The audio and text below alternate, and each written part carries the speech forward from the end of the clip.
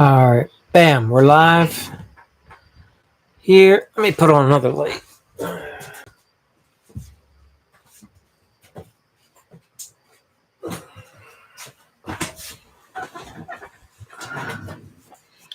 We're live here.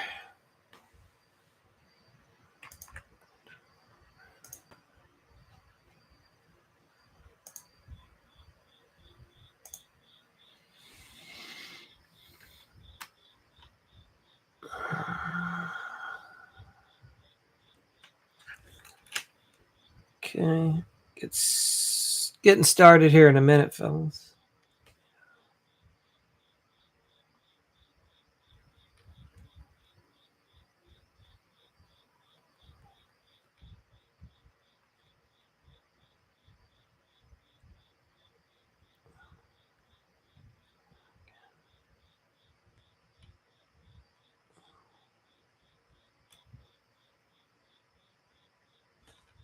All right, just getting started here.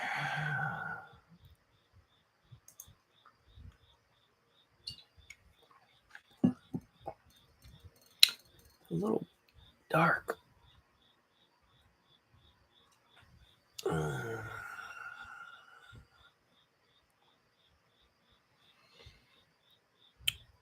All right, so we're discussing is the job site, are you running it or is it running you? Right, it's hard to tell sometimes, that's for sure. For those of you on TikTok, if you want to see any of the slides, you can move on over into our YouTube. Otherwise, you're happy to stay here. You can comment either place, and that works. And typically what I'll do is run for about 12 minutes, some content, and then we'll discuss any questions you have. Pretty simple stuff, just helping you make more money as a remodeler. Today we're talking about running the job site. All right, so let's talk about it. Does the job feel like you're running it, or do you feel like the job's got you running around? Right, there's a lot of chaos on most remodeling job sites. Even though we do it all the time, we're always buying another material, running to another store. So a lot of times we'll tell ourselves that the delay is the sub's fault, our employees' fault, the weather's fault, the material shortages, right? Clients being clients. But when you get down to it, most of us just don't slow down long enough to actually properly plan. It's our own fault. We're the domino that's causing everything to get jacked up, right? And when you don't have a real system, then it's just ongoing jobs oversights every time. So most guys just plan the start date. That's about as far as they go. And then just wing it until complaints get too high. I'm not here to blame anybody. I'm just saying, like, there is a better way to do it. I can share with you how we've shaved timelines, and you build a better system, you get done quicker, you make more profit, right? Same project. You can remodel your kitchen. I'll remodel your kitchen. Half the time, our company can probably do it faster because we just have a better system in place. And it's not that you don't work hard. It's not that we don't work hard. It's just we have a more efficient way. We don't waste a lot of that little time in between. So how does all that break down? Give me 1 second. I'm making sure the share's screened. All right. Raul, if you're here to talk remodeling, awesome. Otherwise, find another channel, brother. All right, here we go. Industries from, you got to have what's called a checkpoint, right? A checkpoint concept in a sense. Other industries, tech, aerospace, they gauge how they're doing at least midway through at a minimum, and that helps prevent big time disasters. So there's these things called agile sprints, and you break the job into phases. Most of you are probably already doing this, right? Demo, framing, rough ins, finishes, and each phase should start with you having an idea of how long that phase should take, and then at the end of the week you should be like, damn, we're on schedule or we're not. And you want to understand, like, if you're having problems, what's the problem? Is it a one-off, or is it something that's going to keep spiraling out of control? Like one year I was doing a deck for a relative, believe it or not. And man, the weather was cold. and it was high. They had a backyard that just dropped off to a cliff out of nowhere, and you couldn't get a vehicle around back. So you had to carry everything around to get there. And it just, the job took forever. We were up on scaffolding, just a real, the weather was cold and wet, and it was just a nightmare. It was the worst deck I'd ever performed. And when I look back, it all came from a couple things. One, we didn't understand the terrain properly and how difficult and challenging it was going to be. The fact that their yard just fell right off of the back of a cliff. We're used to being able to bring things in a lot easier. And just the weather, all the things. And we were doing a complex design where we're using multiple colors of Trex and TimberTech, and we were integrating and doing patterns, and the miters were opening and closing because the temperature changes. It was just a nightmare. So, but you want to understand those types of things. So like if we ever bid that job again, we know like that type of work charges a lot more. Like if you're doing inlays and patterns, right? So you have to have that perspective to come back and understand, why did the job go off the rails? What went right? What went wrong? How do we prevent it from happening in the future like that? There's a thing that Toyota does in their lean manufacturing. It's called the 5 Whys. And this is real helpful, especially for you guys that are doing complex like kitchens, baths, additions. And when something goes wrong, you just don't slap a Band-Aid on it, right? Like let's say your supplies are late from your material order, right? You just don't blame them. You dig in, you go, wait a minute, what really happened here? Did we wait till the last minute to put the order in? Did we rush the supply house? Like, is there a check process that we need to have with them? Find out the real reason. We already know the cause. Like, all right, the materials were late, but why were they late? And see if you played a role in it. Don't just automatically blame the other person and move on, right? For us, we found a lot of times if you need to give your supplier more time to coordinate deliveries if you want them to go smoothly and not have things forgotten. Plus, when you give them more time, they can be more selective about the material they're getting you, and they respect your company a little bit more. Don't be calling them at like 3 o'clock trying to get the next day delivery. Sure, that happens every now and then, but that shouldn't be your plan or your go-to or the main way that you do business, right? Make sure you have good change order processes. All right, you guys get these things. There's another process thing called, you've heard of this, the butterfly effect, right? And that's when that one single thing, like a late delivery, all of a sudden can snowball, right? Because you had guys waiting and you were pushing the envelope. Like you really shouldn't bring 2 or 3 crews onto a job if you're waiting for materials to be delivered that morning. It's not the smartest way to run a remodeling business. The materials should have already been delivered, and then you get the crews to come out, because one problem can just cause multiple if you're racing and running on these really tight timelines, right? You're doing it to yourself is what I'm trying to say. There's another thing out there. It's called the complex theory. It's called the edge of chaos. We live on that, right? And you need enough structure to hold the job together, but not so much that it collapses out of its own weight because you're too rigid.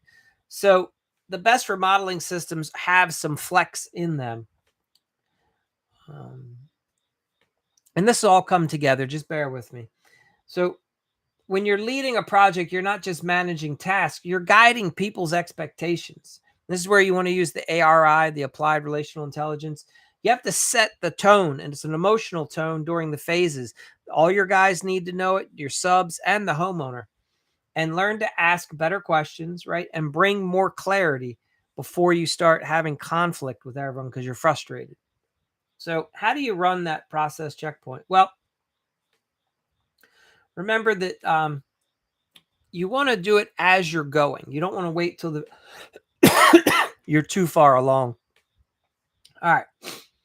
So how do we do it, right? If you don't do it, you'll be fixing the same mistake project after project. You always blame the same issue. If you notice that you've had the same problem 2 or 3 times on 2 or 3 different jobs, now you know it's a process problem. It's something your company needs to fix, right? It's not a people problem typically. All right. That's the bulk of the content for tonight. Anyone have any questions? Anybody struggling to run their jobs? I've dived into a lot of this stuff on other nights. So I'm trying to be cautious about hitting it all again. But what we found works the best is if you should be emailing your suppliers, your material orders. That way you both have a record of it. All right. And again, you want to be doing these things in advance, like typically a day or two in advance, so that they can review it, let you know if they need to make any subtractions, substitutions, stuff like that.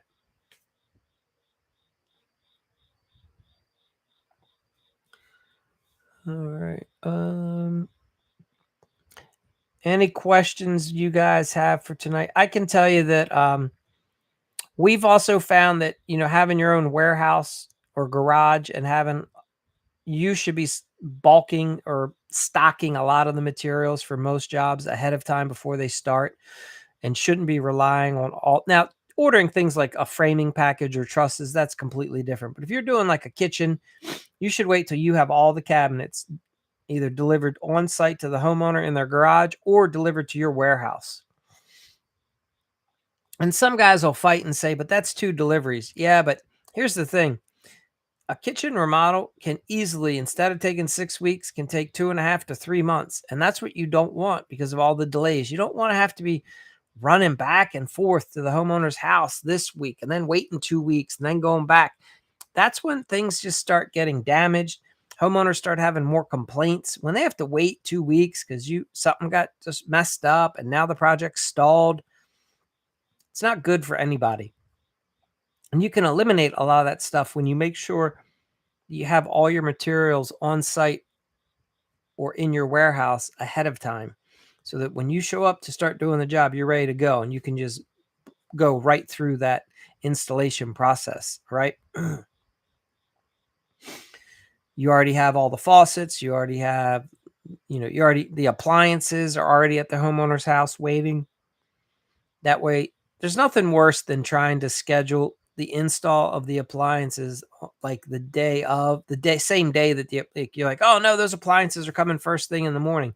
So then you send the plumber out there and they're sitting around waiting 2-3 hours because the appliance delivery is late. The appliances should have already been there. So if you're doing that, that's how you consider scheduling it differently. Wait until everything's on site. What else do we have? You can use obviously you can use AI to help you do this. So you type into whether it's Chat, Grok, or Claude, one of those. You say, hey, I'm a remodeling business owner and I want to stop feeling like the jobs are chaos. Help me build a checkpoint system and use some guidelines, right? Treat each job like a sprint. Give me a phases for this job so I can analyze it as I'm going, and include a list of what I should be reviewing, the materials, the crew, the schedule. Show me how to use the 5 whys technique so I make sure I understand the real issue. And then you can include like a little checklist, keep it simple, contractor friendly, and then hit submit and it'll spit something out to you that you should be able to work with. What else? But that's the big thing. We found over the years that if we have a problem with a sub, we ask the sub, hey, what did we do that contributed to the problem? And sometimes the sub will be honest. They'll say, well, you've changed things 3 times or this or that. And then we recognize how we're playing a part in the problem. And so what I'm trying to say is a lot of times if you may think you know the problem, you're like, oh, that sub's no good. And then you have to say to yourself, well, wait a minute. Why is the sub messing up? Maybe it's us. Maybe we're fucking up the process and making it challenging for the sub. It might not really. So that's what I'm trying to say. Oftentimes, what you think is the problem may not really be the problem. And if you just keep firing people and because you don't truly understand the issue, that doesn't help anyone.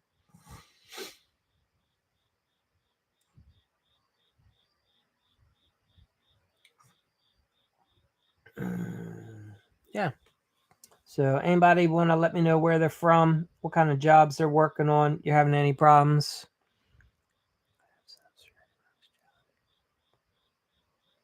Yeah, so I would tell you that if for Bibbs, great question. You should, if you're the GC, in my opinion, you should have one of your guys go in and put up the plastic, install the ram board, put the runners down, because your subs just aren't going to want to do all that. That's just my opinion. Now, you can put it into their subcontractor agreement that they're responsible for it. Good luck. I doubt they'll do it very well. So if you're a GC, it's almost like you'll need a guy to do that. And demo, that's another one where I think you should have your own demo crew, whether it's somebody you sub to, right? Like, so for bathrooms specific, it's usually easier just to hire a crew to come in and demo it. Now, you and maybe like you should probably have a guy working for your company, a laborer, a project, whatever, a lead carpenter, whatever, somebody that can go on site and prep the house, get it ready for demo. Put up the plastic, use the zip walls. Again, in-store ram board, tape things off, put down rosin paper, whatever you're doing. Install the runners, and put up padding if the homeowner has like fancy trim on the wall that you're going to be running stuff in between. Make sure you're putting up. Sometimes we'll put up Luan sheets along hallways so that the guys don't scrape the homeowner's walls, especially if they're wearing tool belts in the house, stuff like that. So, but yeah, good questions.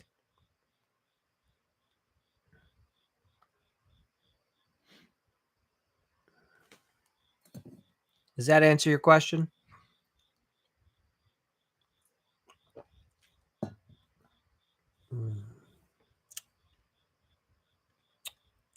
What other questions you guys have?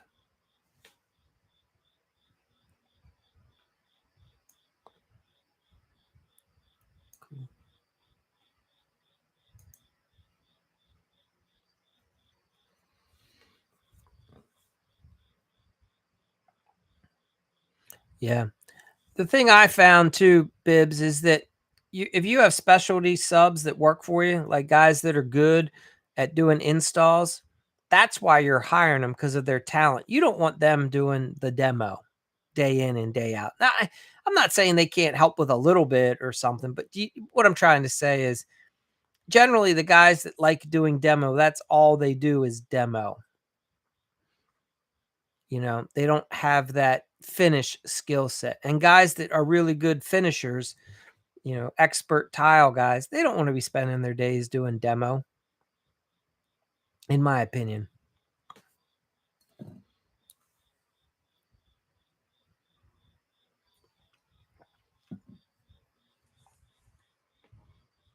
Mm. The way we work it is we have or we like a lead carpenter system. So every lead carpenter has like a helper, and the lead carpenter and the helper, let's take a bathroom for they're going to show up on site first thing in the morning. They're going to set up their runners, put up all the site protection, install the plastic where it's going, figure out how they're getting the trash in and out, where's it going.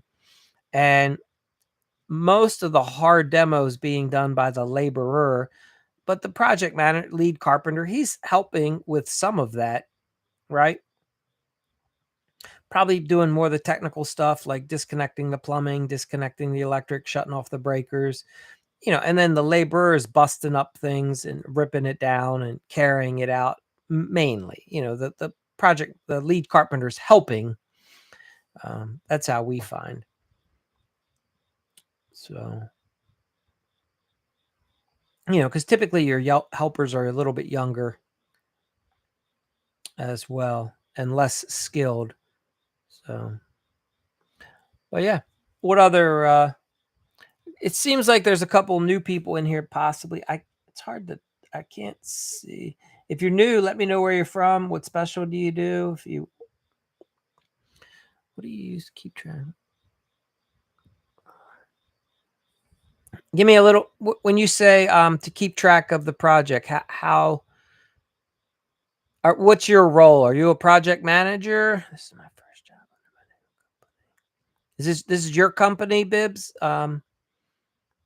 And what are we talking? We're talking a bathroom remodel?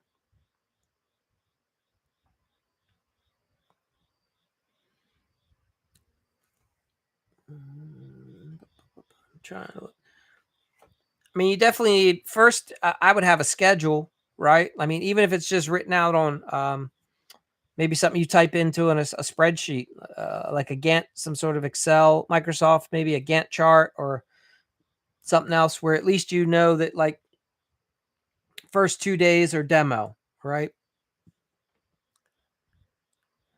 Okay. Yeah, so I would start with a list of your scope of work, and it should be listed in the order that you guys are gonna be completing it. Yeah, perfect. All right.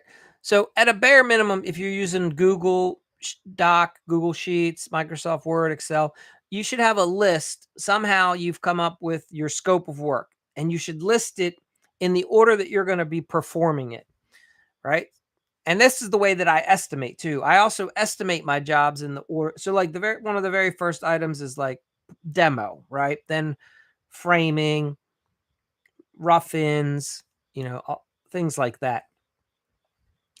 And so you have the item that you're doing, demolition of bath. And then it should say, like, we're removing the fixtures, the tub, the toilet, the vanity, the medicine cabinet, the lighting, the mirrors, right? We're demoing the walls, the tile, the floor. All that should be listed. And then next to that should be how long do you think it's going to take? Or like for demo as a whole, maybe you say, hey, we're going to have this done in 2 days, right? And then that's how you should start tracking jobs in a very simplified way, in my opinion. There's more elaborate software that you can start implementing, but right now, as a bare minimum, you can do it on a spreadsheet. And the reason I say do it that way is that's probably how, at least in my opinion, that's how you probably bid the job, right? You were thinking, how long is everything going to take? What's it going to cost? And this way you can come back and you can track how long did demo take? Did we get the demo done in 2 days? And you can look at what you estimated it for. And then you're like, good, I'm on point with that. And like, framing changes. Maybe it's a half a day for framing changes. Did you follow that? Perfect. And then you have obviously it's where are you changing the locations of your rough-ins? Is the tub or shower drain going somewhere? You putting in a new diverter? Is that changing? Is the vanity changing location? Is the toilet changing locations? So you have time for your mechanical rough-ins. Plumbing would go first, then you would do then you might do HVAC, then you might do electric last, I guess, in the bathroom typically. So I would have all that listed in there. And then obviously it's, are you setting a mud pan? Are you putting just in, how are you doing whatever the drain is for the tub, the shower? And then now we're moving into the wall surfaces, whether it's some sort of backer board for the tile, or you're moving right into the sheetrock. And yeah, so hopefully that makes sense to you. That's how we would do it.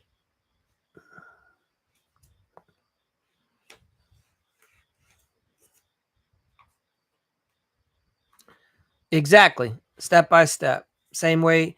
That's how we bid it. That's how I would track it for time, for my schedule, and for, absolutely. And you're going to have line items for subs, like how much time are you allowing for the sub rough in, right? Like, for a bathroom, a plumber's going to be there at least a day or two to get all their rough ins done. Electrician can probably be done in a long day if they're not moving everything, for sure. HVAC is probably minimal. You might be changing the location of the vent. You might not. You might not even need the HVAC sub. Um, and electrical, if you're not changing the rough ins, then you don't need them. It just depends.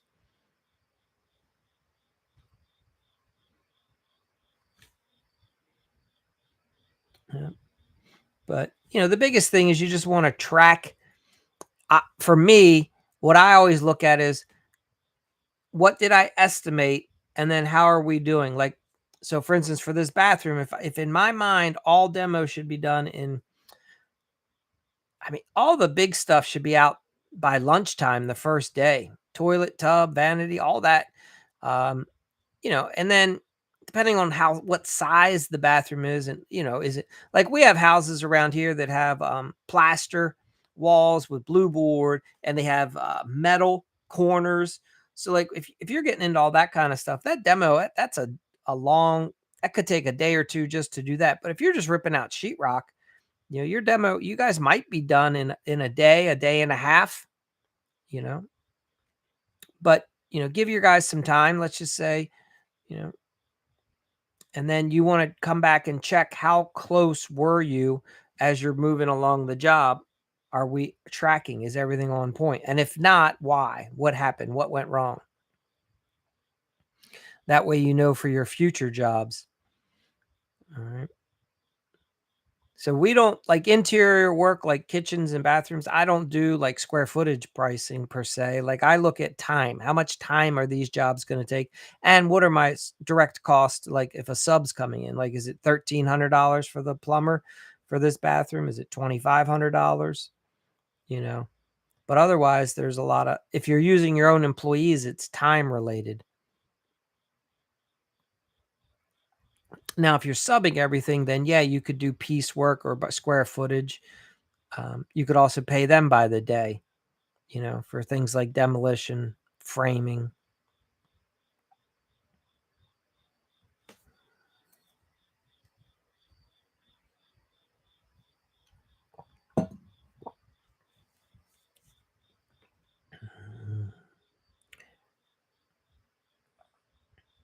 But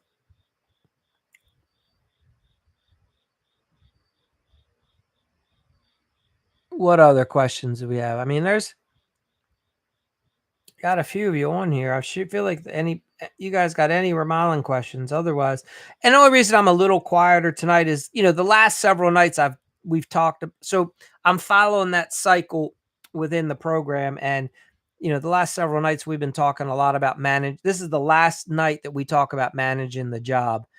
We move into a new topic tomorrow. So I feel like we've done a pretty good job. We've gone into change orders. We've gone into scheduling using a Gantt. Our suggestion is you use a Gantt chart. We've talked about making sure that you keep daily logs, right? You're tracking what happens on a job site every day. You've got a change order. We've talked about a change order process. We've talked about making sure you have company policies and procedures. What else? I mean, we've pretty much covered this pretty good. How much baseboard? Yeah. Hey, James. I look at, so for me personally, I look at it more as a time thing.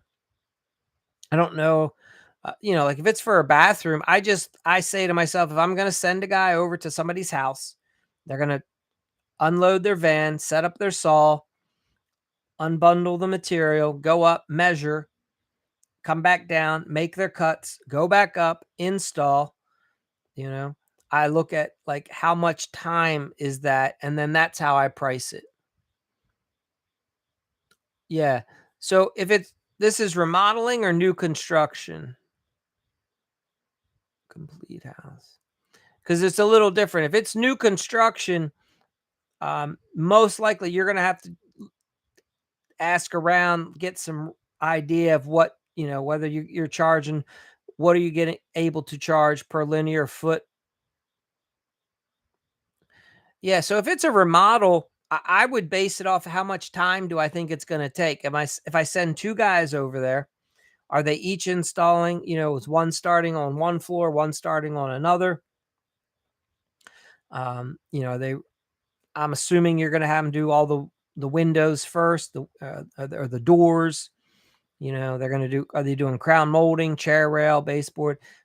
So I would, again, look at how much time. I would say, how long is it going to take them to do all the crown molding? How long is it going to take them to set all the doors, put all the casing up for the doors? How long is it going to take to do all the window trims, right? So we're talking casing, sills, aprons, all that. And then I look at baseboards. How long is it going to take to do all the baseboard in the whole house? And then if you're doing any like coffered ceilings or shadow boxing or chair rail, any of that stuff, how long is that going to take? And then I would put that together, and that's how I would charge for it. If my guy, so it sounds to me like a complete house. Two guys are probably going to be there 3 to 4 days, maybe of the week. I'm not sure how big the house is. It's just base floor guy. Just took out all baseboard. Yeah. So, I mean, I got, I don't know. What do you think? 2 or 3 hours for your guy to run over and drop in baseboard. Now, on a remodel, like where in the house is it located? How big is the room? Is he going to, like, let's say the room's a large room, is he going to be able to carry in 12, 16-foot pieces of trim through the house, or does he have to carry smaller pieces because, he can't turn and move?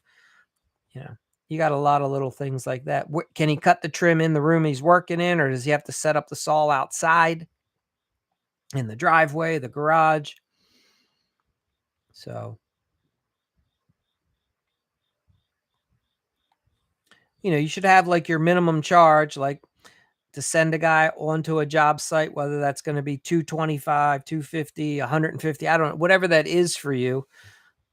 You have that minimum charge just to get someone onto the job site. And then, you can do your per day rate. I would look at either half a day or whole day and get away sometimes from the hourly thing on some of those types of jobs. I would say, all right, because the reality in remodeling, if a guy can't be done, clean up 3 hours. Yeah, could be. Right. In remodeling, if your guy, what we find is it's hard to run to multiple jobs. You can have a guy do one job for a couple hours in the morning and then go help out at another job in the afternoon. Or yes, he can run to one or two jobs, but trying to do any more than that starts to get unrealistic unless it's really small, like punch out or handyman work. Right. But typically in remodeling, I look at jobs as, is it a half a day or the whole day? And once something crosses the half day, now you have to start looking at charging for the whole day, because you're not going to be able to send that guy anywhere else, most likely. I don't know. You have to look at how you're set up.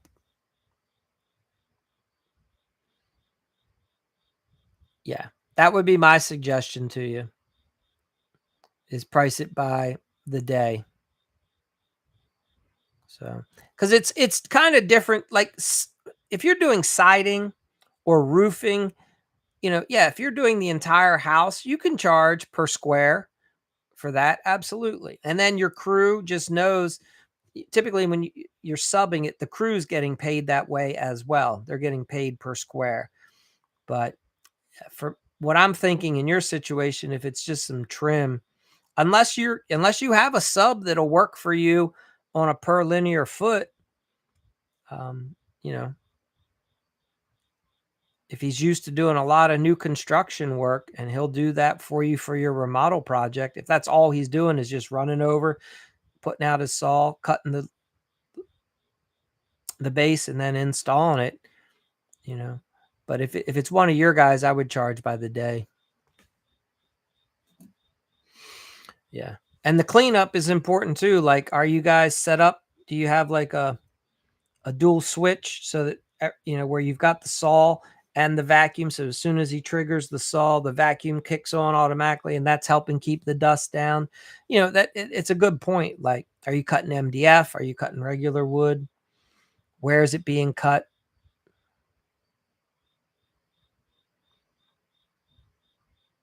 So, a lot of times in remodeling projects, the guy's trying to cut it outside, like if you're working so let's say you're working somewhere and the weather, it tends to rain where you are a lot and there's no garage.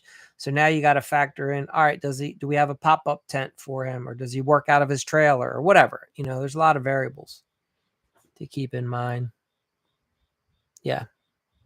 Yeah. At the end of the day, and here's you can't make up any more time. Like uh, your guy, once he's on site, that's where he's working. So you have to make sure you're getting paid well that day for that. We can only send our guys to one location at a time.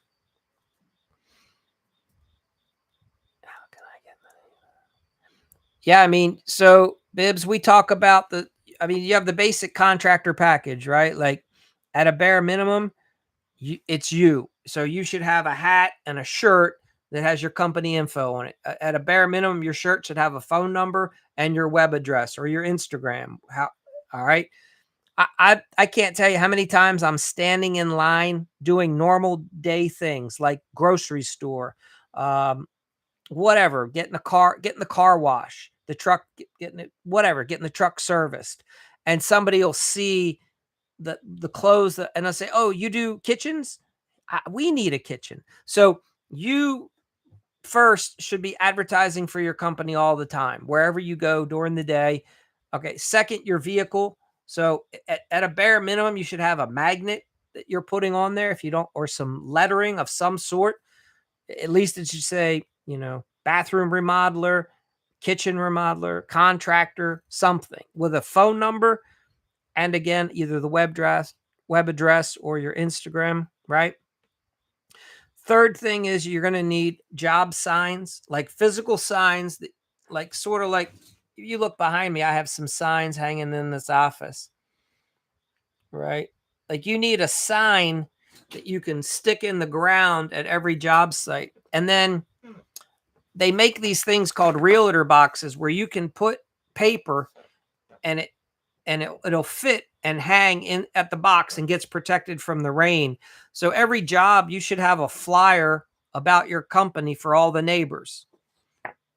And then every job you get, you should be going to all the neighbors. I don't, and you should be handing them a pardon my dust. Like you should have like postcards, bigger flat postcards, l- little flyers that you can just hand out, door hangers that you put in, you canvas the neighborhood. So when you're working in a neighborhood, your lead carpenter, your helper, somebody's taking some time every day and walking around and putting a flyer out at every house in the neighborhood that introduce you. There's a thing called Pardon My Dust. That's a real popular one.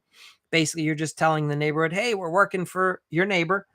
And if our trucks are going to be here for the next week or so, and by the way, if you're looking to have some work done, we'd love to talk with you. Otherwise, we'll we're here. And then you should spend time, if you're the owner of the company and you're still trying to drum up business, I would put flyers out one day throughout the neighborhood, wait a few days.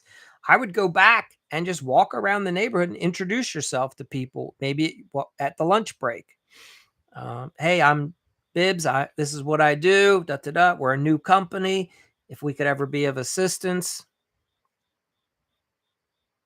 yeah, you should work with your insurance company. Anyone, you should network. So obviously, you wherever you work, wherever your jobs are, you have to market that entire area to get more jobs in the same neighborhood. Because most likely, the homeowner's house that you're working on today, their neighbors are at either will have or have had or about to have the same issue, right? So market to all them. Also, you need a basic website, at least a page, and you need something, either an Instagram account or whatever. You need something so when the homeowner and the other homeowners in the neighborhood want to check you out, they can go online and something shows up about your company. Okay. So you should have like a Facebook page for your company. You should have a website and an Instagram. Those would be, at a minimum, those would be my recommendations. You don't have to have a lot of posts, just a couple that, just to show like a before, an after, have a picture of you standing in front of your truck so that people like, okay, here's what Bibbs looks like, whatever. Um, that should be out there. And then you should be networking all the times. Yeah, once you get so if you don't enjoy doing sales, you should absolutely get a salesperson.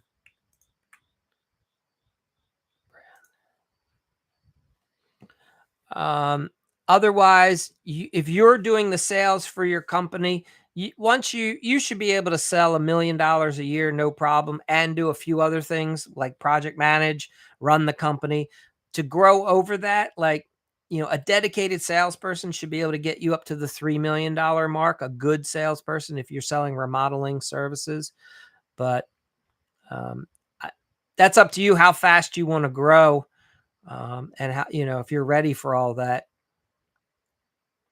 So you're also going to want to start advertising. So networking, you got to get out, go to all your supply houses. Start simple. Go to all the supply houses, hand them a business card, hand them a flyer. Make sure you get some sort of a brochure or flyer made up for your company, and you start handing that out to people.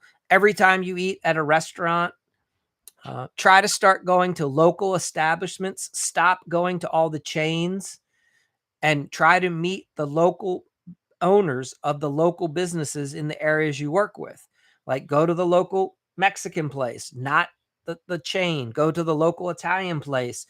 Introduce yourself, give them, because they know people and you want to know them, and they might be looking for a remodeler. Work with your insurance agent. Try to find a local insurance agent who's been in the area for several years, and then get your auto and home and life and all your different insurances through a local agent. Stop by their office, introduce yourself, give them a couple flyers, give them a couple cards. Right? You want to start networking with all the various business owners in your area. You'll join like a BNI group.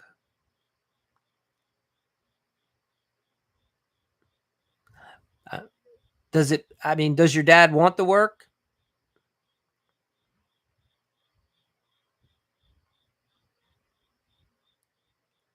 Um, so if you can, I would, if so, one, I would see if your dad wants the painting work, and then I would find out, well, how much does your dad want to make? So I would make sure I'm able to pay him what he wants to earn.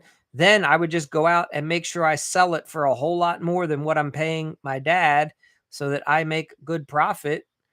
And then I would go sell the job and then ask my dad, "Hey, do you want to be the sub on this? You want to go paint?" And if he doesn't, then just hand it off to, find another sub. I hope that answers. I don't think you have to really sell it to your dad. If your dad's in the in the industry, unless he runs his own painting. See, if he runs his own painting company, he might not want to work as a sub for you. I don't know what we're talking about 100%, right? Because in my mind, typically subcontractors are going to make a little bit less than the actual GCs running companies, right? Like, for instance, if I sub out to a painting contractor, I'm paying like a discounted sub rate, as opposed to what the sub, if that sub wants to go out and sell that painting job himself on the market, they're going to be able to charge more, but they're doing all that work. They're having to find the lead. They're having to sell it to the homeowner. They're having to schedule it, organize it, plan it. A lot of subs that we work with don't want to do any of that. They just want to know, "Hey, Mike, when's the next painting job? When can I show up and just go to paint?" They don't want to deal with, the only person they deal with is us. We just tell them when, where, and how much, and what colors. You know what I mean? So some of that matters. Who are you using for your subs? Most of our subs do not like to face, talk to, interact with homeowners at all. They just want to come and do the work.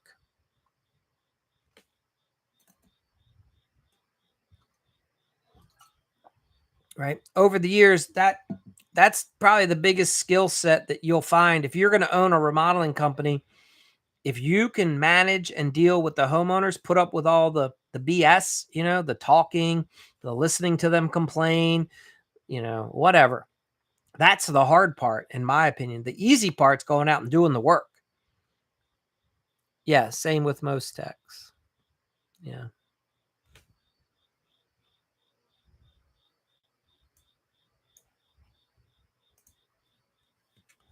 But yeah, most guys just want to do the work. They don't want to be dealing with the homeowners. So, contractor Damon. Yeah, so what employees are you referring to, contractor Damon? Help me understand. Like, what are we looking for? Carpenters, laborers?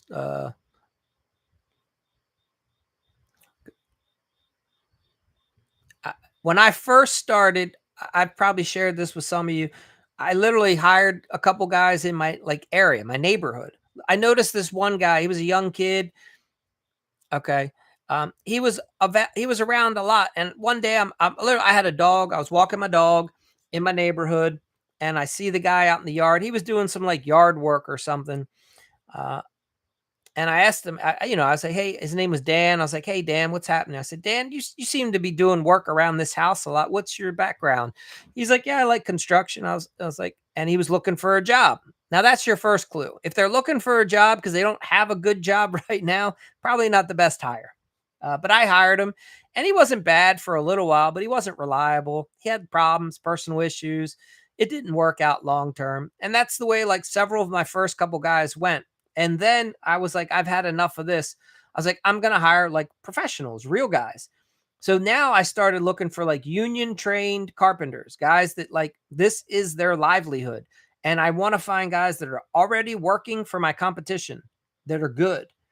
And in my area, companies are starting and ending all the time. One guy's coming up, new guys entering the market, another guy's going out of business. He's either going bankrupt, he's retiring, whatever. So there's always a transition of labor. And so there's a lot of good workers out there. You just have to start making sure that your company is a good, attractive place for a good carpenter, labor who would want to leave their current situation, come work for you instead. Right. So kind of think of it like you're an agent for a sports team. Um, you can go out tomorrow and start recruiting some guys that already have a ton of talent as long as you can pay them well and you're more organized maybe than their current boss. You know, we hired one of our carpenters. What helped him come over was we let him start at like 8 o'clock 3 days a week instead of 7, because he had to take care of his daughter 3 days a week. He would have to get her on the school bus, things like that, or drop her off at school. I don't know the exact scenario, but I just knew that he's like, I can't start at 7 in the morning 3 days a week. And I was like, that's really not a big deal. We can totally work with that. And so he came over to our company. I don't think I even had to pay him any more than what he was already making. Uh, do you see what I'm saying? Some guys are just looking for an opportunity that's a better fit. His current place of employment, that company told him, you got to come in at 7 o'clock every day. They wouldn't give him any flexibility. So what I'm saying is you have to go out and start introducing yourself to people. Like if you're at your material warehouse, supply house, and a guy rolls up in a truck, I'd go out and introduce myself to him. Hey, I'm contractor Damon. How's it going? What's your name? Hey, Joe. Do you own your own company? Do you work for a company? Cool. Like, I'm not sitting there saying, hey, I'm looking to hire somebody. No, I'm just asking them questions. I'm getting to know people. And then when I find out, oh, you're a carpenter. Oh, cool. Oh, you work for that company. How long you been there? Oh, you've been there 5 years. Awesome. Everything cool? You enjoying it? And the guy starts going, no, I hate it. Or he goes, no, it's awesome. It's my father-in-law's company. So right away you start to get a feel for whether that's somebody you might want to talk to about, and in passing, you could say, listen, I'm looking for a top-notch carpenter like yourself. Do me if you ever come across somebody who's looking to make a move or wants to get their foot into a new company, would you please, here's my card, keep me in mind, right? So you're going to leverage his network of friends as well. Yeah, in a sense, you're not stealing them because they're gonna leave anyway. Like, when you think about it, like, no good employee, it's not like you're gonna be the first company anyone ever works for in their entire life, for the most part. You'll always find a kid if you're set up that way to train people from day one, awesome. But for the most part, anyone who comes to work for you has already probably had a job working for someone else, and for whatever reason, they left and they came to you. And if you're the best and you want to be the best, then you have to get comfortable with, yeah, I'm going to be taking other employees from other companies because they're going to join my team because we're the winners. We're the best in the area. And if you're the best, you're going to want to stop working for that loser down the road. You're going to come work for us. And it's like, there's no hard feelings. Like, there's a lot of guys out in the industry right now that are very talented and just work for jerks. There's a lot of bad business owners. They don't treat people well, right? They're struggling, they're not making profit, you know, and they would love to come work for someone who has a vision for a future, has a positive biggest thing is you just have a positive attitude, treat your employees well, pay them nice. If you can sell the job profitably, then you can afford to pay your guys well. Half the time, that's all it takes. So, so Bibbs, if it's your very first salesperson, I would get a salesperson that already knows the industry, unless like I don't know how much experience you have. So like I'm completely comfortable training someone in sales, but remodeling sales is challenging if they've never done in-home sales before, and the learning curve, like they're going to need to shadow somebody. So um a good home remodeler, a good salesperson for home remodeling has to be very personal, has to be able to connect with homeowners. It's not like selling solar where you just bang on the door. Hey, Mr. Miss Smith, can we interest you in saving some money? And here you go. There's a different level of trust that a salesperson that sells remodeling is going to have to build with a homeowner. So I would look for someone who has sold something for at least a year or two. And it could be that they were a solar salesperson before. That's fine, because those people have gotten comfortable selling in home, and now they're wanting to step up into a bigger sale, like a home remodeling sale. There's so many people that do it for you. Um, so contractor Damon, that's you got to tell yourself that's your thought process. There are anytime you see someone driving a nice car in your neighborhood, like that's who you want to work for.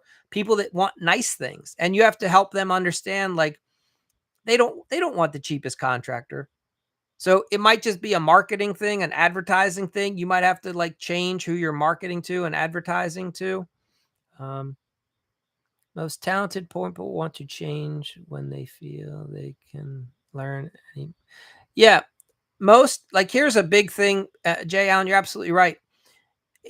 You guys, if you want to attract top talent, and Bibbs, like if you want to attract a good salesperson, you want to show them that like you're a company that wants to grow and wants to offer them something down the road potentially. Like, hey, you could be our number one salesperson if you come here. They might work at a company that already has 5 sales reps that have been there like 10 years and get all the good leads, as they say.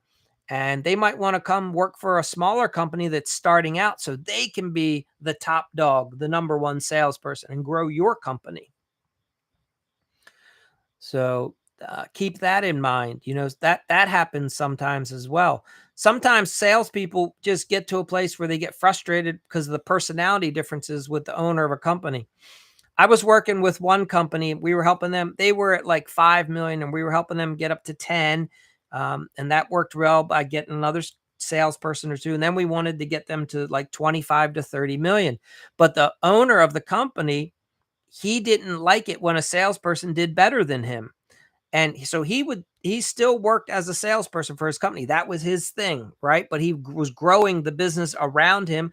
We got him a sales manager to help manage, but he still primarily went out and sold for his company. That's how he made most of his money every year. And then the profit for the remodeling business.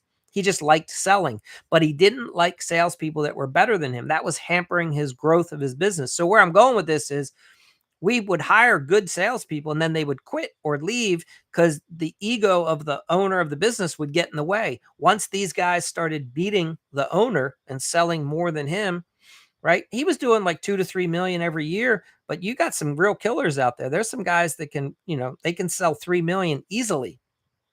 And they want to work in a place where they're rewarded and treated nice and respected. Okay. I mean, that's out there right now, any market, payment wise. Yeah, you're going to want to pay these guys on commission. If they're experienced, it's commission. No, you don't pay hourly. The only time you would do the hourly is if you're training them from day one, like, and you have to build them up and train them. And there's like, um, you know, but no, they're going to get paid off of commission.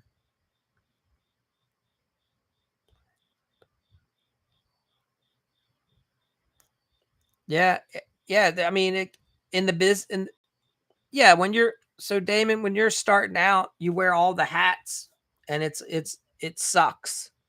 It absolutely does. I talk about the no man's land in contracting, right? That couple $100,000 a year. You want to, at some point, you just got to push forward and you have to wing it. You got to bring on a team and you just have to grow. You got to get up over 1 million. If you're talking to run a company, right? And I'm not talking about just self-employed, but if you want to build a team, you got to get up past 1 million quickly so that you have enough money coming in so that now you can have some other people doing the job so you don't have to do so many of the jobs and be so scattered. Okay, so if you've been doing it for 3 years, then you've got, experience, you got your feet under you. Yeah. I mean, for me, it started with getting a really good carpenter lead. That's the model I ran with, a lead carpenter. And once I brought him on, then I had a really good helper. Then we brought on the second really good lead carpenter and the second really good helper. Then it required having people in the office to make payroll, right? Keep up with all and our subs, right? And then it requires bringing on the salesperson. And unless I liked doing the sales, so I was able to generate the sales for the company for a while. But there comes a point where, I can't be doing it all either. I need to bring in a salesperson. Yes, and have a good product. Absolutely. So, and Bibbs, to answer your question, part of your the commission that you're going to pay him is a little bit. You can look at it a couple ways. You can do some research online, look at how some other industries are currently paying, just to give you a framework. I'm not saying that you copy everyone else out there, but you have to be careful how much you're giving away, the percentages, right? But at the end of the day, I would say this, you want to reward the salesperson so that they're making money. Salespeople in general get into the profession because they like the game. They like the challenge. They like hunting and gathering. They love driving out and meeting new people. To them, every day is a game. And so you want to look for typically people that played sports or were competitive, earlier in life because they enjoy that type of an atmosphere. Sales is challenging, right? And they have to. So you want to find someone that has the good personality for that, and then you want to reward them for bringing home a sale. So, for instance, you might have a structured commission for every job. Hey, as long as it's profitable, as long as you meet these standards, you'll get X, and then you'll probably have some sort of a system set up eventually where when they can sell the job for more, that you pay them, an extra bonus or another percent on that part as well, and reward them, and then let them sell. Just make sure you're bringing in leads for them to go get.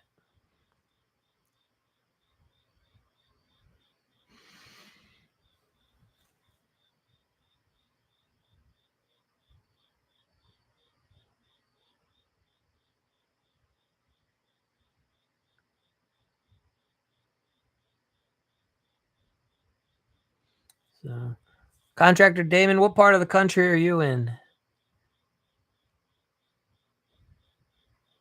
Most salespeople aren't going to want to do their own marketing. They're going to, okay, so like uh, in general, when you're hiring a salesperson, they're going to just want to go do sales. They're going to want you to give them the leads. Now, you will often find some salespeople that they'll go generate some of their own leads, and those they want to get more commission. They'll be like, hey, I'll self generate some leads. And for that, I want you to pay me more money because I brought them in. You didn't have to do that on your own. But the leads, most salespeople want you to supply them with the leads. So you're going to have a system set up, whether, you should be doing all the things.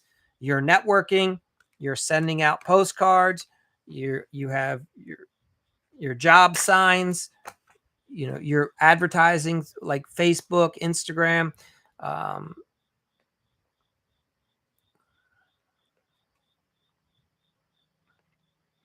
yeah, so I would tell you, you got to learn, you have to master, you have to become known as the guy, the go-to guy in your community, your local market, whatever zip codes that you work out of, however you look at it, right? You should join, there's groups called BNI, Business Networking International. You should join a networking group. Typically, they'll have like a brunch or a lunch meeting, 1 hour a week, maybe, and you'll just go. You'll usually meet with a realtor, a mortgage broker, an insurance agent, probably the owner of like a restaurant or like a sporting, like a t-shirt shop, something like that, maybe a caterer. Those are the types of, maybe someone owns a salon, like a hair salon.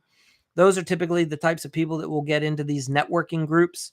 And then they're always looking for a remodeler. And so you come in and everyone will have leads for you. You won't have as many leads for them, but that's okay. That's just the way it works.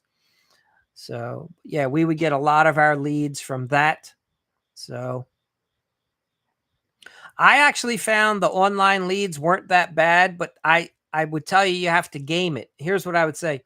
When you get a lead off any of the online sources, you got to call it like that.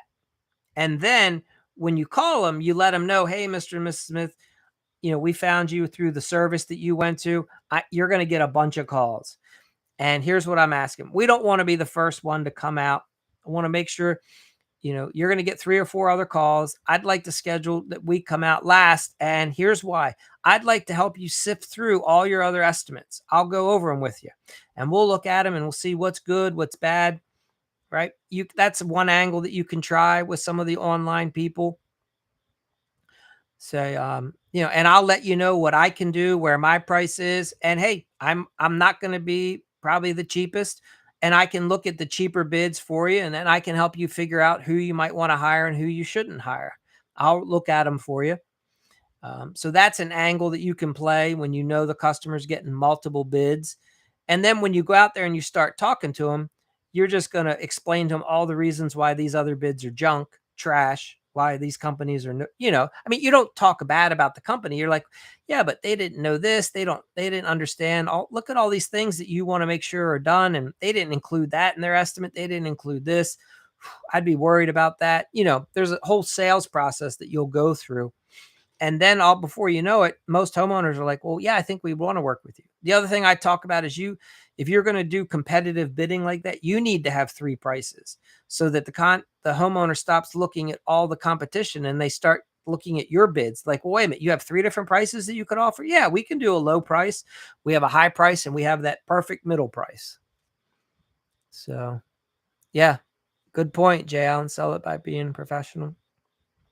So, but yeah, our marketing strategy, just DM it's a complex system. And what I mean is your company, all your guys wear shirts and hats. Your vehicles have your company name, phone number, web address.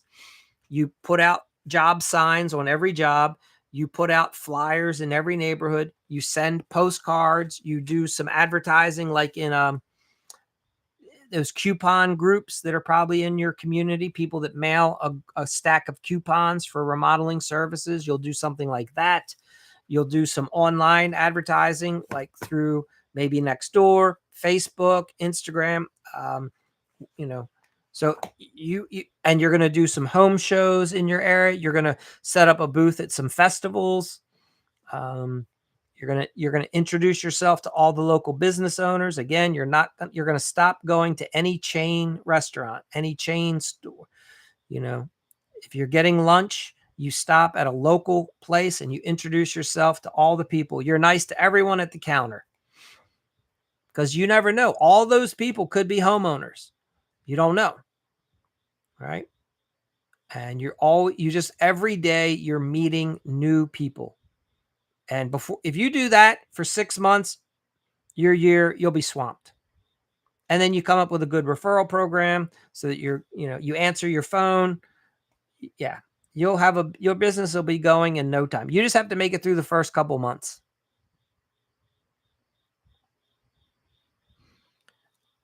Yeah, that worked, Bibbs. That worked for us. The trick is, Again, if you're going to do these Angie leads or anything where you're paying online, you already know, right, that they're selling that lead to like multiple other contractors.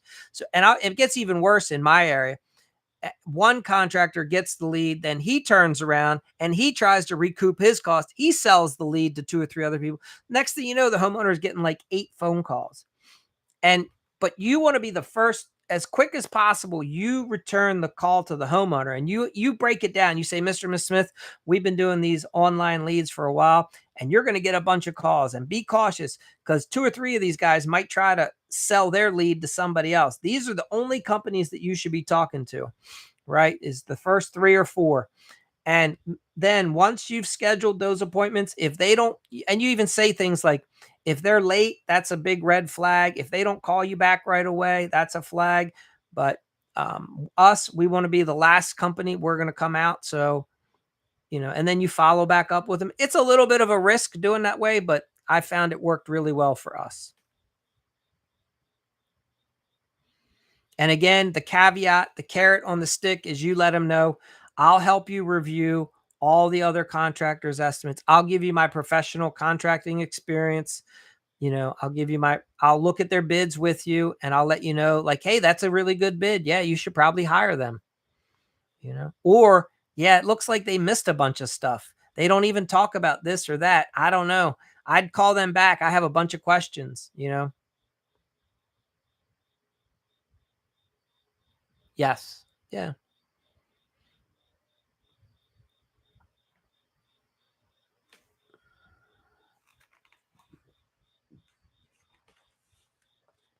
But believe it or not, some of our best jobs we pay for that lead just like you guys are paying for them. The other thing we do is we sell a design. So I don't do the free estimate. Like that's something that when the homeowner calls, I'll ballpark the price right over the phone. And then I'll be like, but what we do that really works, I say, really what you should be getting is a design. Do you have a design yet? Yeah, because if you don't have a design, how's anyone going to give you a real price? Everyone's just going to be guessing at the price. And so that's another thing that we'll do is we'll try to steer them in a different direction to get a design. They call thinking they're getting a price. They want to get an estimate for their kitchen. I hear them. And I'm like, well, here's a ballpark. These are estimates. But I said, if you really want to know exactly what it's going to cost, and they go, yeah, we want to know exactly. I said, well, the only way you're going to find that number is you have to hire someone to do the design first. Have you hired someone already? Do you have a design? And they'll be like, no. And they'll be like, we didn't even know that. I'm like, yeah, I know. That's crazy. I say, the reason why our customers are so successful and the reason why they're so happy, and here you can call any of these people and talk to them. They love us because we did the design first. And when you have a design, it's like planning a vacation. And, you can talk to them about that and scenario. You wouldn't just jump in the car and drive to the airport and hope that you could get airfare, and then when you land wherever you're going, hope that you can get a hotel. No, you would plan the whole thing out. You would know exactly what that vacation is going to cost. That way you know whether you can afford it or not, and whether you're going to be getting everything that you wanted. Did you want to stay on the beach, oceanfront, king bed? You see what I'm saying? You walk them through. Well, man, you're just calling around randomly getting these random estimates. Those estimates, they're not accurate because we don't even know yet all the details. We have to get a design first. Taxes, contractor Damon. So for taxes, you have a if you've been in business for 3 years, you might want to look into working with a bookkeeper, and from there, once you get all your stuff in order, I'm hoping that you're doing something. Like I get it. Like I know the QuickBooks has raised their prices, but like there are some accounting softwares out there that if you work with a bookkeeper, they can help you, and that'll make your taxes a whole lot easier. You should be doing, as a minimum, just start considering that, finding a bookkeeper and starting to get all your receipts, online, digitally, somehow in a software package.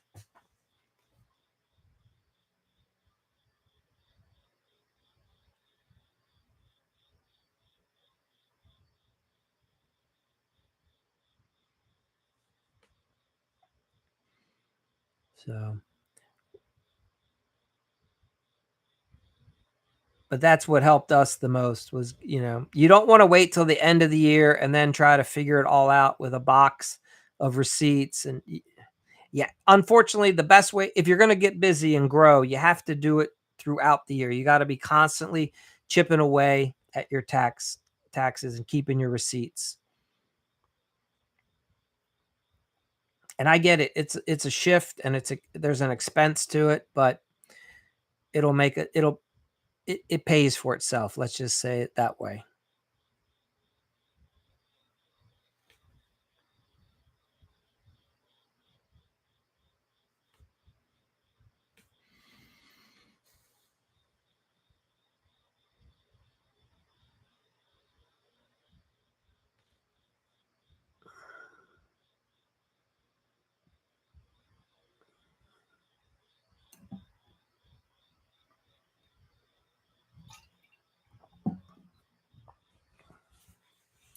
So, all right, fellas. If anybody else has any other question, fire away. Otherwise, we're probably going to wrap up tonight's session.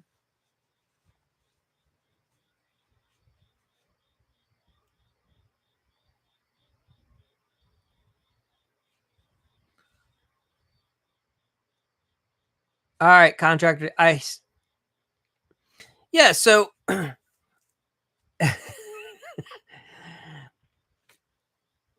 so yes, some guys will mistake being nice as if you don't have like a backbone.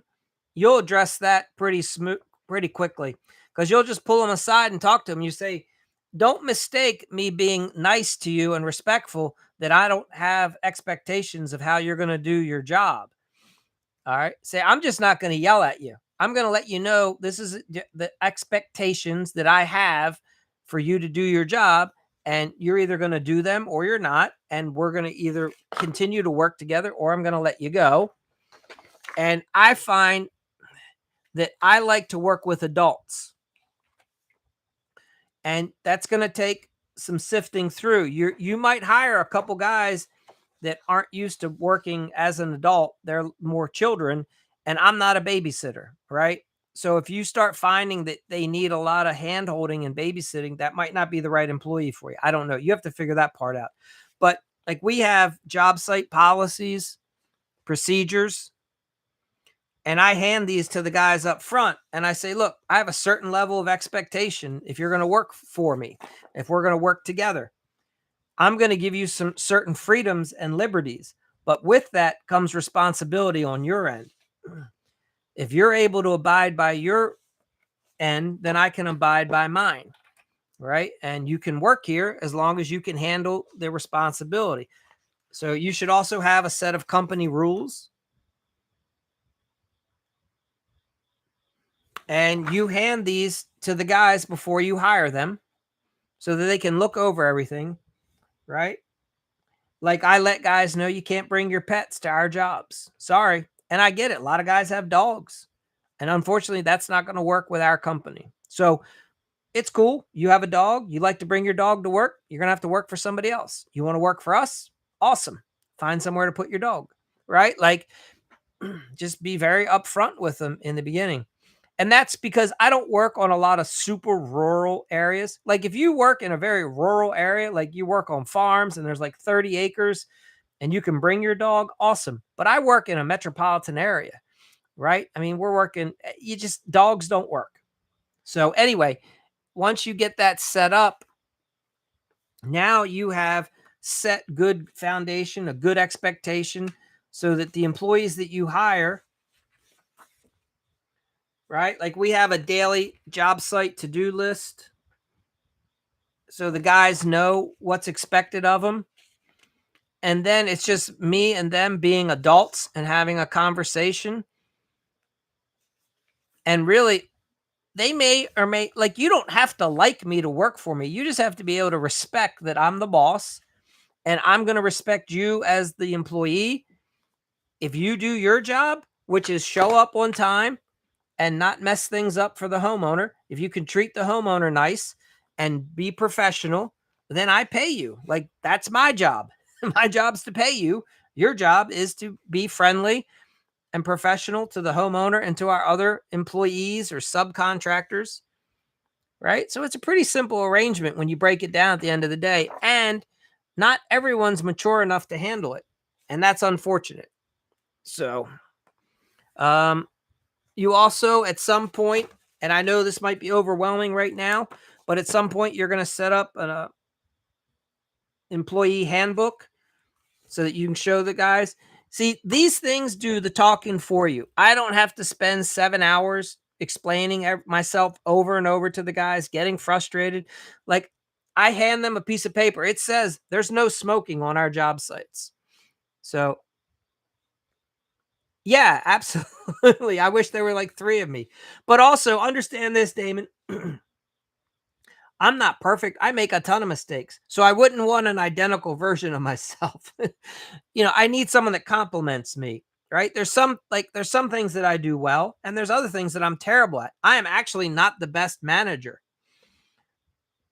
And so the way that works for me is my lead carpenters, they manage their helpers and they manage the job sites.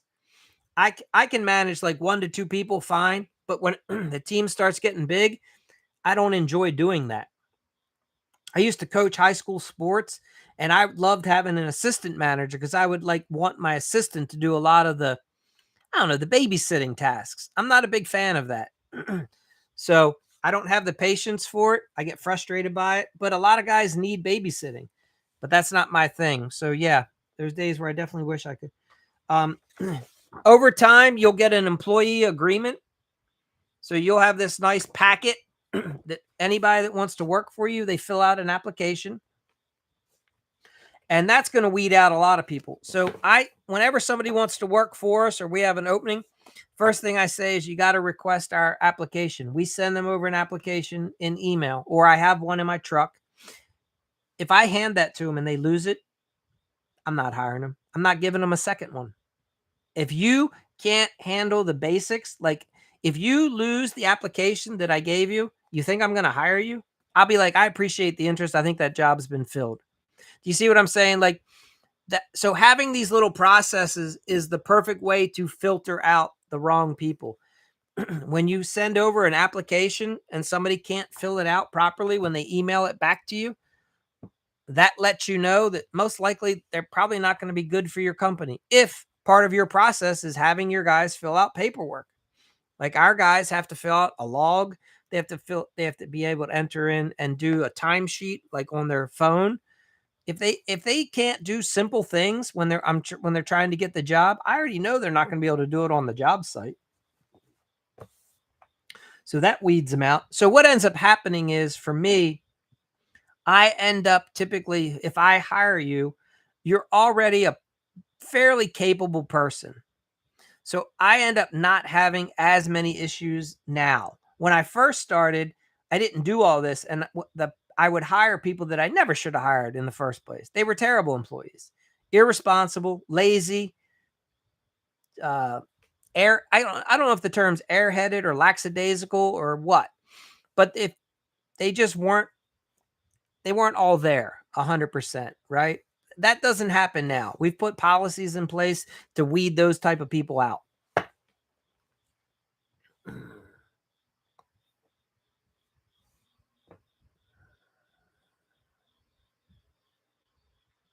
So, and when you're first hiring people, you can start them off on I used the term trial basis the other night, and somebody corrected me. They like the term probationary period.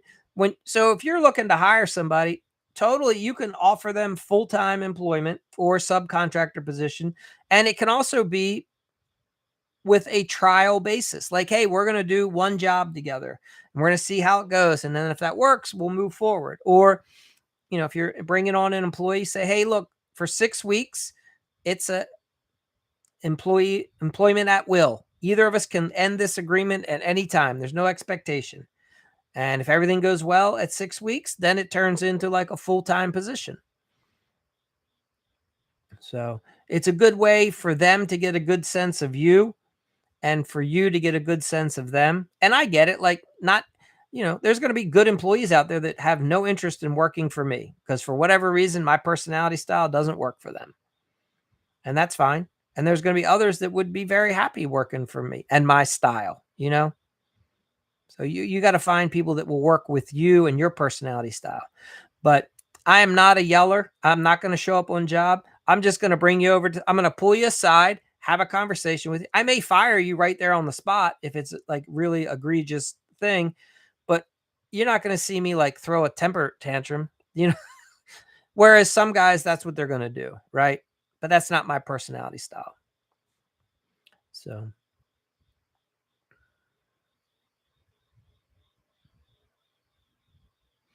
and what I've found too is when you have policies and procedures, I've had a lot of guys just quit. They're like, Mike, I'm going to save you the trouble of having to write me up. I'm going to save you the trouble of having to come down here and get pissed off. Today's my last day. This job's not working. I'm not able to meet the expectations. Like I've had people just be honest, because they know it when you don't have to be the jerk all the time. If you just have policies and you can demonstrate that you're responsible yourself and you follow your own stuff, what I'm saying is you don't preach to the team, you live it. So if you demonstrate that you can do all the things and that you do the things that you're expecting your employees to do, they notice that and they'll start feeling bad about themselves when they can't live up to that expectation. They eliminate themselves, believe it or not. I've had guys just resign because they're like, yeah, I get it. It's not working. I'm not able to.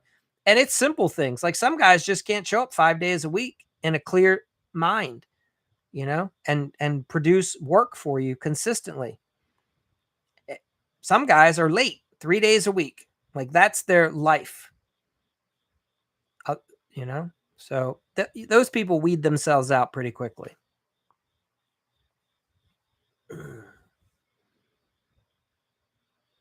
Yeah. I mean, it happens, like there's been some jobs I've had where, like I was not the right fit for the company at all or for my boss. Typically, it's more the boss, my manager. Like my personality style and their personality style just does not work. And I get it. So sometimes, Jayon, I'd be curious if you probably felt like you probably should have quit before you were fired. I know for me a couple times I'm like, this job isn't for me. Like I need to get out of here. Like, what am I doing? You know, but whatever. That's life. Sometimes you just roll the dice. Years ago, I had one job where I loved the one boss, the boss that hired me originally. But then that boss, this was when I was in high school, and then that boss got transferred.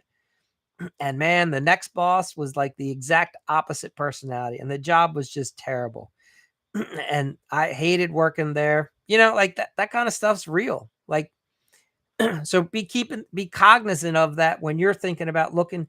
There are carpenters or laborers out there right now that have one style of personality, and it is their current boss, the company they're working for, hates them, and they would love to come work for you if you're a better match for them and their personality.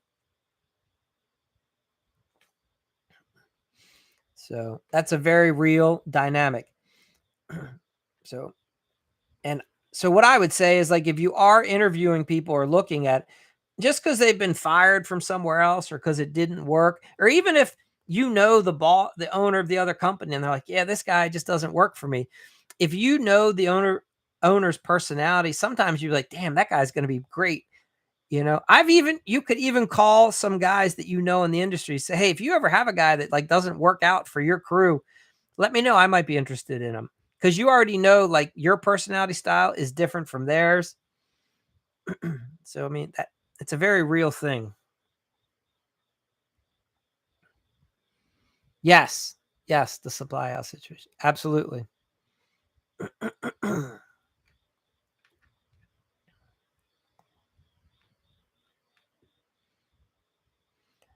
Yeah, and along those lines, like especially if you're brand new in the industry or newer, don't ever tell yourself this will never work. I can never land those jobs.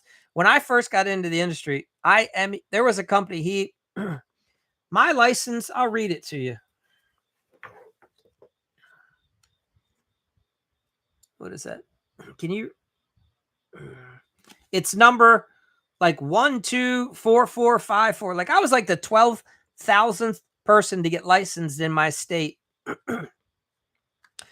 The company that I competed against was license number 49. They were the 49th contractor to ever get licensed in our state. And they bragged about that everywhere. They're like, their company was called Welsh 49, Welsh Remodeling. And everywhere they said, we've been in business for this many years. We were the 49th contractor to be licensed in the state. We are the oldest active contractor still around because no other contractor from that long ago still was active. They had just passed that license down through family, through generations. Somebody bought it. Whereas, because a license, so anyway, whereas most people just would get a new license. And they bragged about that everywhere they went. And so I got the phone number 1949. This is back when phone numbers were important. And I'd advertise that everywhere. Our phone number was 1949. I ended our website with Shoreline 49. And like I ended it with the number 49 because I wanted to piggyback off all their marketing. Everywhere they went, they said the number 49. They bragged about it. And I wanted people to think, oh, what 49? These guys are 49 too. Right. So that company ended up going out of business like the third year I was in business. So we were able to take a bunch of their customers, some of their employees. I say all that so that you realize there is nobody that's perfect. There's nobody that's untouchable. And just because there's somebody else in your market right now that might be bigger or doing better, you just do the right things now, build the proper business, and you'll be ready when they go out of business.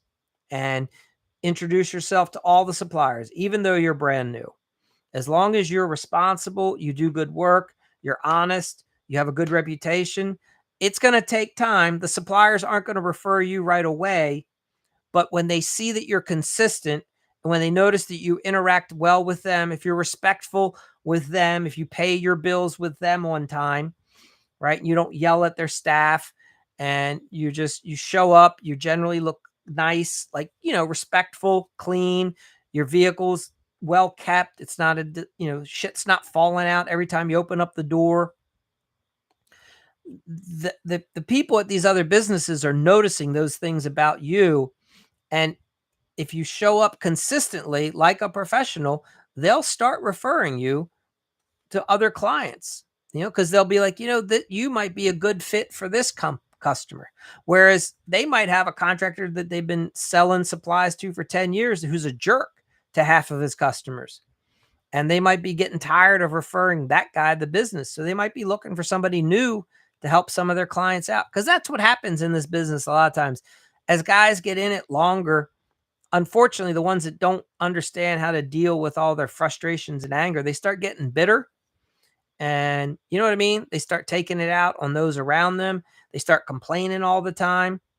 And that's slowly how they just end up going out of business. Yeah, just like employees. Absolutely. So anyway, I say all that to be like, it doesn't, if you're brand new, just do your thing. Keep going. Get through the first year or two. Damon, you're right where you need to be. 3 years in, perfect. Next year could be completely different for you. It really could. I had two of my largest competitors go out of business within about a year, maybe a year and a half of each other. And that totally changed business for us. We were able to get so many of their customers. And the second company that went out of business, I probably got 6 of their employees to come over and work for me. Because that guy had done a really good job. He had hired some real top notch. He had a real good crew. And when I hired the first one and he saw that we were growing, he's like, Mike, I know some guys from, over here. They're looking for work. Now, several of them had left and gone to work for other companies. But when they heard about what we were doing with our company and the way we were managing it and treating the employees, they all put in applications and they left and came back over and they all started working together again. And that was pretty amazing. So things like that can happen before you know it. if you treat people right and you just make the right connections.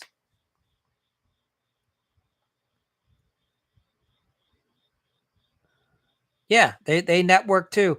Yeah, that's the thing. Like I found with carpenters, well, so like that one guy that I first guy that I hired, he was in a union. He was a union trade carpenter originally. He didn't work in the union anymore. He went out and wanted to do on his own residential work and stuff like that.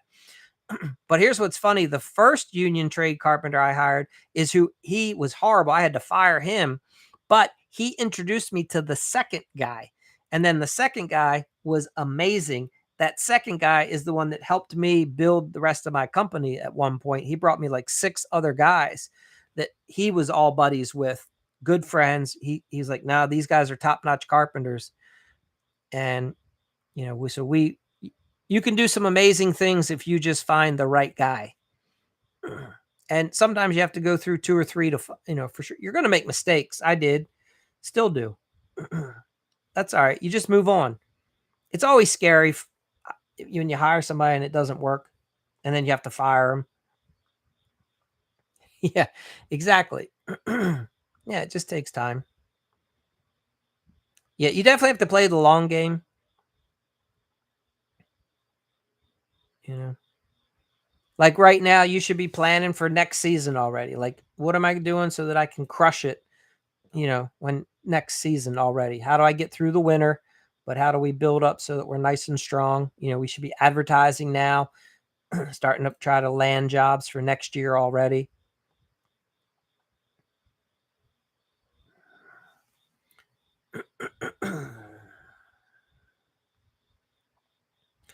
All right, fellas, unless somebody has any other specific questions, I think that might be it for tonight. Trying to see.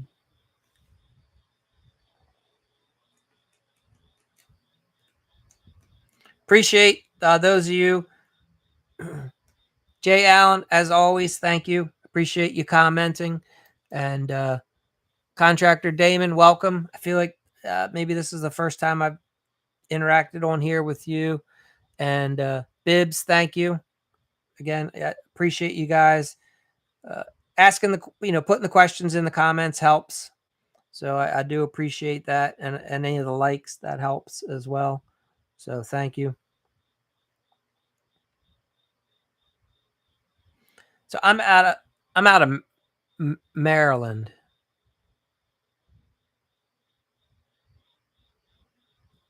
So East Coast, Kevin.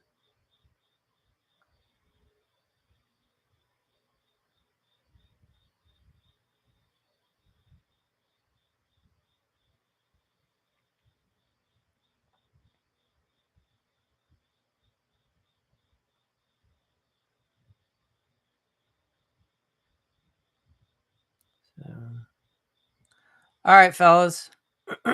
Thanks again for being here. Y'all have an awesome night. And we'll be back. Might be a little bit earlier tomorrow night.